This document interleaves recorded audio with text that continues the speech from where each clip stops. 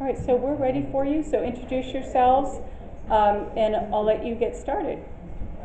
Okay, so we did the FBI in the college basketball scandal. I'm Morgan. I'm Amelia. I'm Mr. Isaac. I'm Jack. So today we're going to talk about a little bit about the situation and what the FBI is investigating, the teams and the players involved, and like geography affected by it, fines, penalties, and charges, and then the Kansas and Adidas deal, media coverage, and then we're going to show you a video about it from Sports Illustrated, and then we're going to have you So a little bit of the background, since October 2017, the NCAA basketball has been under investigation internally and by the FBI. The investigation was for bribery and fraud committed by paying recruits to attend certain universities. What the FBI is investigating. So before the FBI investigation, there was two alleged schemes going on in college basketball. One was a pay-for-play, where Adidas executives such as James Gatto would be paying players or their family members to attend universities that wear Adidas apparel. And then there was a scheme where agencies were funneling coaches money to get certain high-class players to sign with certain agencies. The teams named in the investigation was Louisville, Kansas, NC State, Auburn, Arizona, Miami, Oklahoma State, and then Duke and University of Southern California were mentioned. And the players involved were DeAndre Ayton, Silvio De Sousa, Dennis Smith Jr., Brian Bowen Jr., and Billy Preston, and both Ayton and Bowen Jr. both got $100,000 when signing with the team.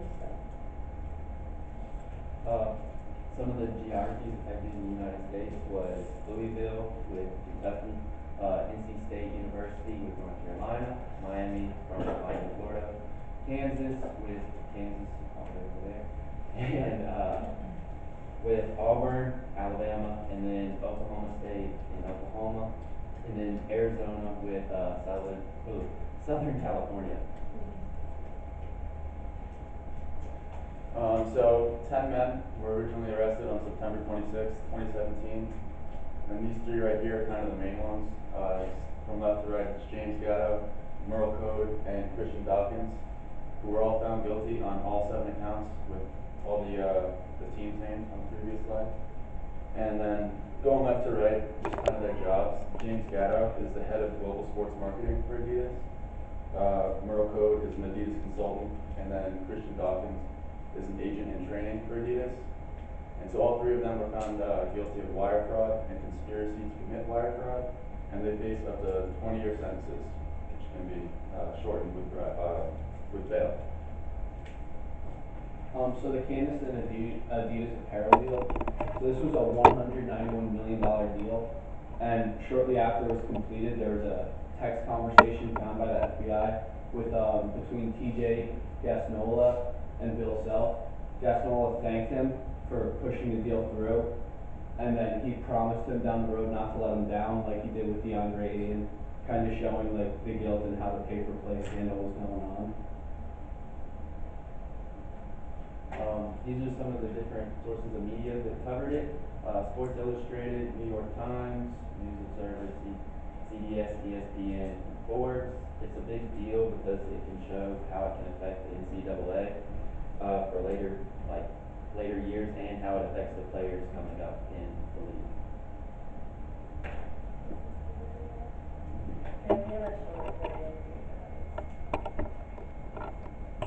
This morning, NCAA President Mark Emmert released a statement in response to the Yahoo report, saying in part, these allegations, if true, point to systematic failures that must be fixed and fixed now if we want college sports in America. The board and I are completely committed to making transformational changes to the game and ensuring all involved college basketball do so with integrity. Robin, programs such as Michigan State, Duke, North Carolina, Texas, Kentucky, telling you, these are the big boys of the sport. They are mentioned in this report. Ultimately, how do you see this playing out, and who ends up taking the fall? Well, I'll answer the second question first. I think if Duke and Coach K are implicated, Duke is mentioned in this story, that would be the biggest fall individually simply because of Coach K's pure and pristine reputation. But if we're talking about the fallout overall, come on, we have to be real here. This is a broken system. You just named basically every program that's won a national championship in the past 10 years.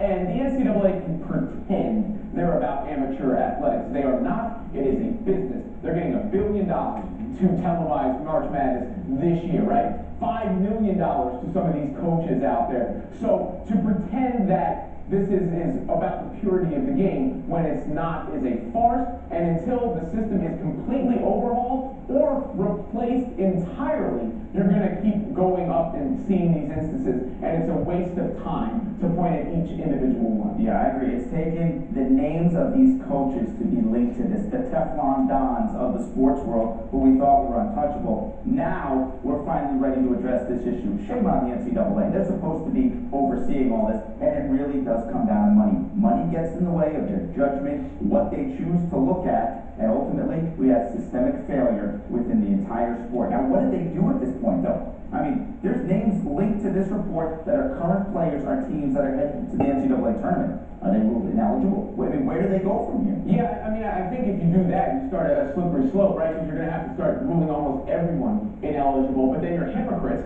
if you aren't ruling people ineligible and handing out the penalties. I think if I had the answer, I would be saying it, and it would be implemented somewhere else. I'm not the person in charge of this, but the NCAA as a whole, to be honest with you, might need to be replaced. I mean, there might need to be a whole new amateur athletic system put in place, because I don't know if this one isn't broken beyond repair.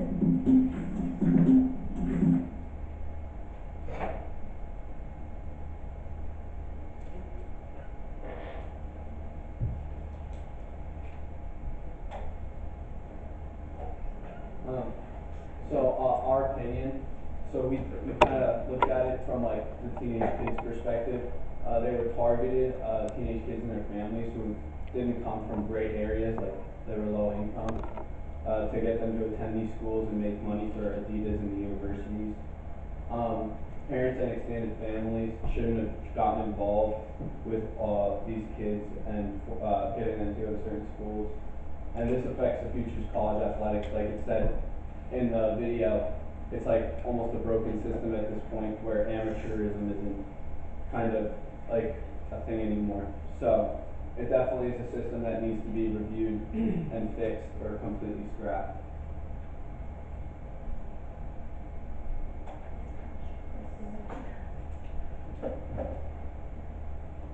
Who wants to start with the question? Yeah. Go ahead. Do players have to pay back the money they received? It's not clear yet, because they've only had trials on the people that Andrew mentioned, but they'll probably end up being some fines. So far, they've just lost eligibility. Like Brian Bowen going to Louisville is not able to play college basketball this year because of the scandal.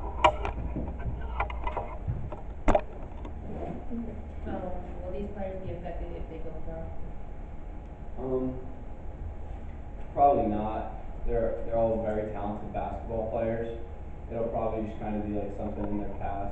Like DeAndre Ayton's playing for the Phoenix Suns right now. He had a game last night, so it probably doesn't affect them much in the NBA. Yeah, Dennis Smith Jr., who went to NC State, is already doing fine in the NBA. Why can't players be paid if they can generate a majority of the profit, and do they deserve to be paid? It just comes from the rules of the NCAA that all players can be paid, and it's just unfair to a lot of other players who aren't being accepted scholarships and stuff. So. Yeah, and it kind of depends how you view it, if they deserve to be paid or not. Because like you can say like they get like a free college education and stuff, but a lot of the basketball players, especially, they come to they go on to a campus for 1 year, and then they head to the NBA. So, but they're having room and board paid for and stuff. So it's like pretty much, it's up to you if you think they deserve to be paid or not. Why are big companies like Adidas talking to players if they're not supposed to be? So Adidas, they kind of got involved because they wanted these athletes to sign with them once they made it pro after college. So they kind of just like jump-starting the whole sponsorship deal thing. Yeah, they're just kind of looking at it as like a big investment for Adidas, so that way they can make more money off these kids when they go professionally one day. Thank you. Thank you, guys.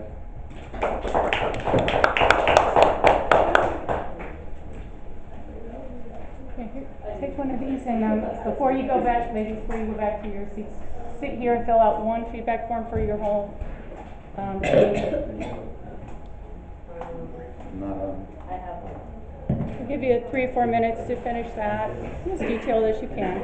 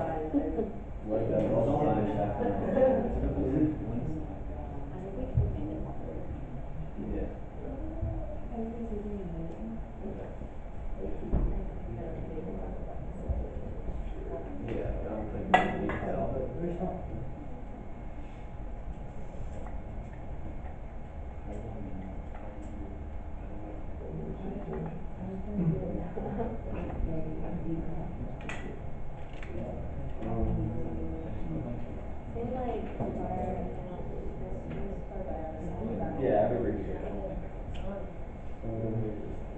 We have a little that's like the best part. Yeah, no, we talked more.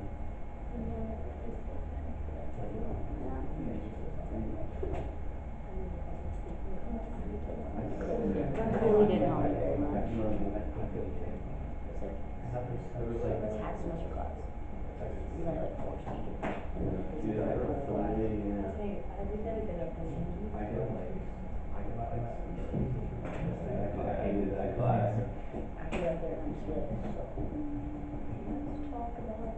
I was like doing my preaching like 2 minutes ago. I just pulled water through it.